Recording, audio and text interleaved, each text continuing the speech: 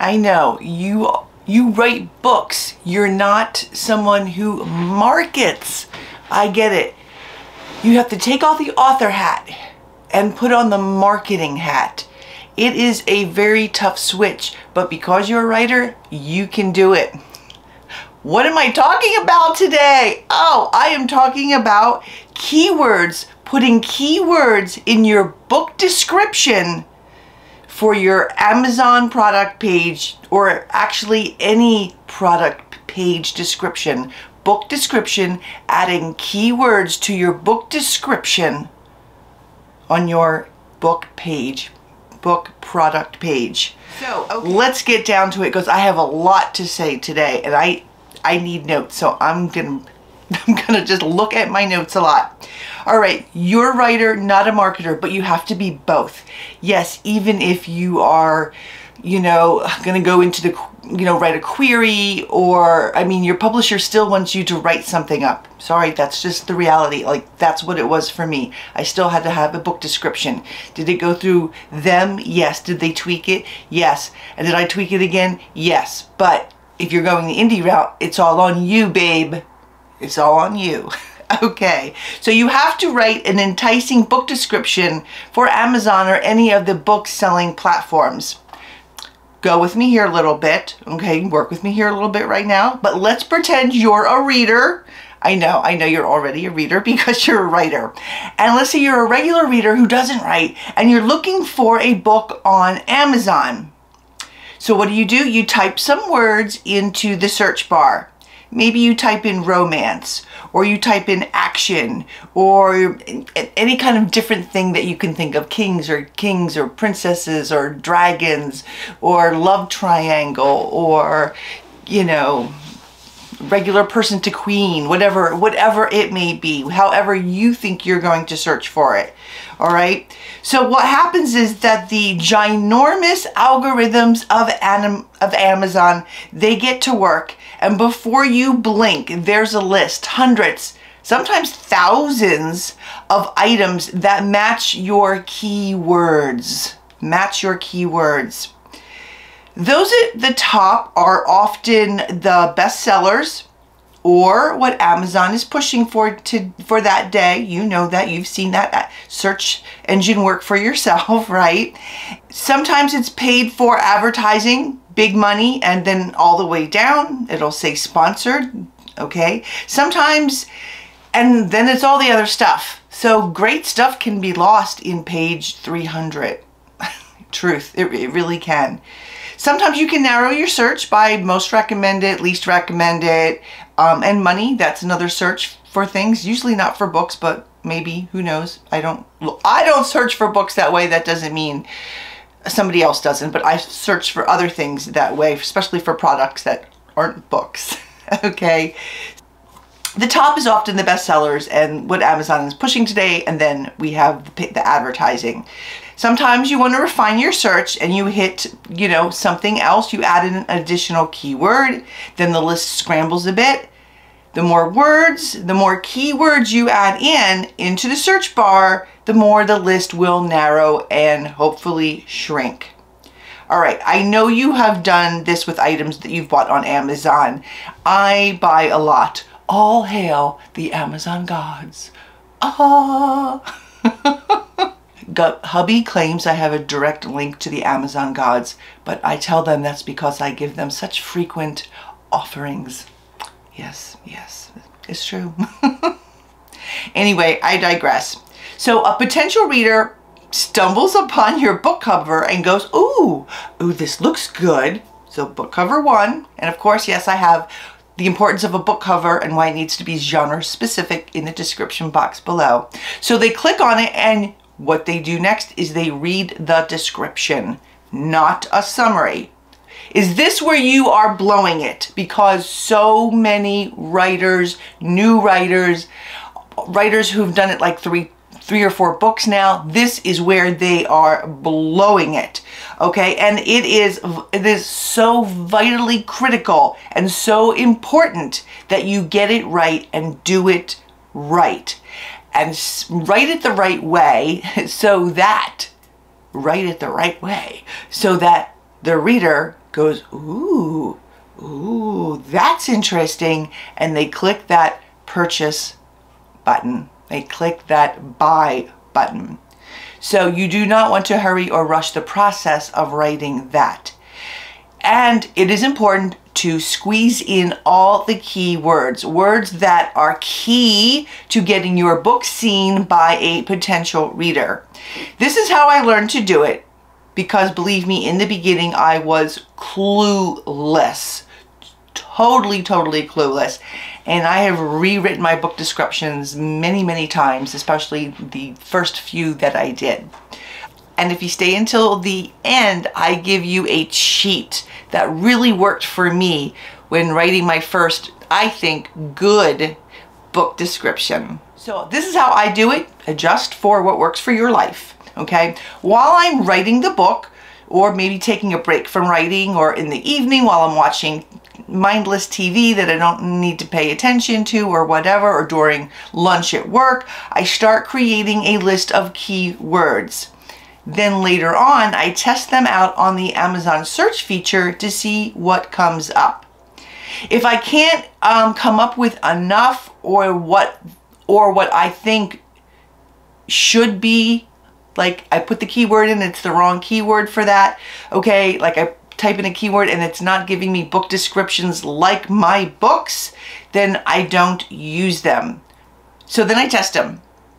Then if I can't come up with enough or any, sometimes your brain just shuts down, right? Then what I do is I go to books like mine, just like mine, and I read the book descriptions like mine, and I don't just read them, I analyze them.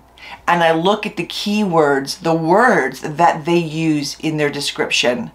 I look at what they're starting with and what kind of font, bold or italics. Are they using a one-line teaser?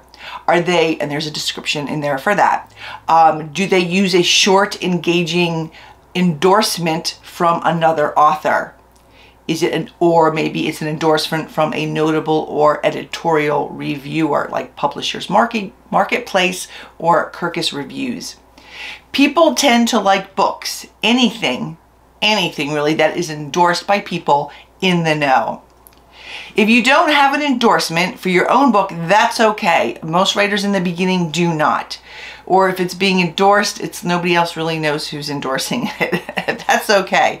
Write an intriguing one line, something that makes the reader want to read the next line of your book description. Now, the next thing you want to do is look at how good or best-selling novels in your specific genre frame or structure their book descriptions. Pay attention to line spacing, how many lines per paragraph. Yes, that is visually important. People don't like blocks of texts. It seems hard to read. I know, same words, but visually it seems hard to read, whereas smaller paragraphs seem easier to read. Once again, visuals matter. Don't neglect it. Now take a look at those words, those keywords that you've collected, that you've tested on your Amazon search bar or even the Google search engine, and work them into your description. Make it engaging and interesting. You are marketing your book. I'll say it again. You are marketing your book here. A boring description means a boring book to readers. Descriptions should not be overwritten. The sentences shouldn't be way too long and ponderous. That all tells the reader what they need to know about your writing style. Book description long and ponderous and not very engaging, they will assume, perhaps rightly, that the book itself is written the same way. Okay? If your book is sassy and fun and light, then you need a sassy and fun and light description. Match the internal tone and voice of your book to the tone and voice of your description. Or maybe that's the other way around. Match the tone and voice of your description to the tone and voice of your book. I have different voices for different genres, right? So there's a different voice for my urban fantasy between like Goddesses Inc. and that of Impaler's Wife, much different. So, and even much different again for my one nonfiction, which is The Magic of Symbolism. So the voice and tone change. How I write it is different. Okay, now I'm not gonna lie, this is not easy. It's one of the things I work on during my revision process while I'm writing the book. And if you're querying your book, you can actually use that for the part of the description in your query letter. So what you're gonna do is you're gonna test out this description on the people who will give you an honest feedback. And that means no Pollyanna types, people who actually know, people who actually can write great book descriptions, okay? So in one video, I discussed the importance of writing the perfect one-liner. I think I've said that before. That's in the description box below, okay? So that will give you a little hint if you need that one-liner. And remember, you can always go back and revise your book descriptions. I have several times, and each one I think was better than the last. Here's a cheat if you're really struggling, and I had to do this for the first good one, to learn the first good one that I think I did.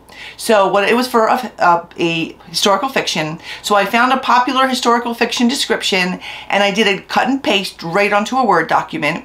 Then I substituted the names and the places and other, specific things particular to my book. Then I substituted out the verbs and the adverbs and the adjectives for one specific to my book. Did it work? Not quite, but it was a good start. And I had a framework, a structure I could work with and then revise from it. And I did, okay? The final product was one that does not at all resemble the book I copied from. Not one little bit, except for the general framework or structure of the description. It's the same, the sentence wholly my own. Think of it like track housing. Each house has the same internal exact framing. What gives each house a slightly different look are color choices, roofing material, roofing colors, window style, any architectural features they add or take away from the house or the windows, and landscape. The houses are the same but different. The same model but different looking. That's how you can use the structure or framework of a great selling book's description. Keywords, intriguing, genre specific structure, endorsements if you have them. That's what you need, and lots of revision. I hope this helps, and maybe, just maybe, you'll actually enjoy the description process, writing the book description process, because I know I really do enjoy it now. If you like this video, if you learned something, if you went, ooh, I hadn't thought of doing it that way, give this a thumbs up, give us a subscribe if you haven't. It really helps me out and helps the channel out and gets it out there to writers just like yourself. And you know what? Drop me a comment. I'll answer you back, usually within 24 hours. And, tell me how yours went, your first book descriptions, if you struggle, if you hate it, if it's the devil. Because I think it kind of gets fun after a while. Okay, so until next week, dream of keywords, create intriguing descriptions, and embrace the marketing power of a well-written book description. Until next week, bye-bye.